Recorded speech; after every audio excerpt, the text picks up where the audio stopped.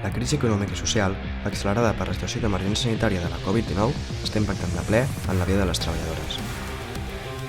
Els ERTO i l'atur no paren de créixer, i cada cop ens trobem en unes condicions més precàries.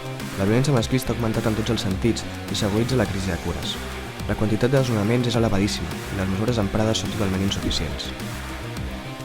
La situació de les persones racialitzades i migrants és més crua, sense que s'hagi donat cap pas per la tan necessària regularització per accedir als drets bàsics. Al contrari, la violència institucional és creixent. Els serveis públics, els que han de garantir unes condicions de vida dignes per tothom, han continuat mancant de recursos i no s'ha aturat la privatització, al contrari.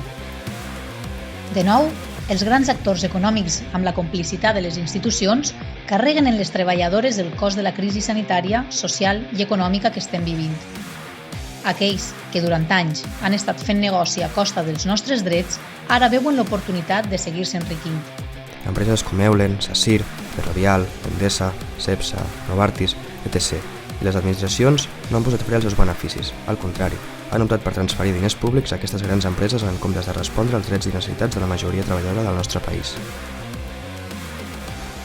No tan sols no s'han pres mesures d'urgència per assegurar uns mínims per garantir la vida en el context actual, sinó que la situació que vivim torna a posar sobre la taula la contradicció entre el capitalisme patriarcal i la possibilitat de vides dignes per la majoria de la població, fet que evidencia la necessitat d'una ruptura real per articular una alternativa per les treballadores.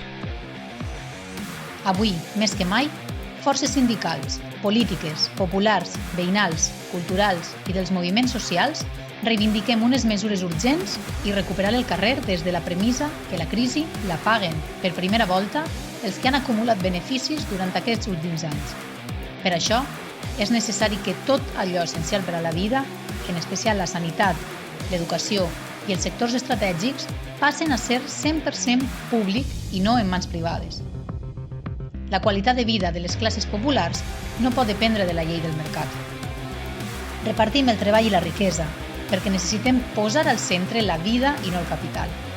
Per això, exigim el retorn del deute bancari i no permetre el xantatge econòmic de la Unió Europea.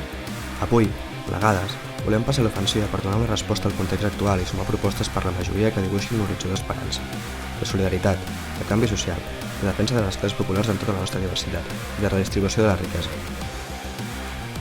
Per superar la recepta del poder, control social, responsabilitat individual i discursos bèl·lics, nosaltres apostem per respostes col·lectives i solucions per la majoria.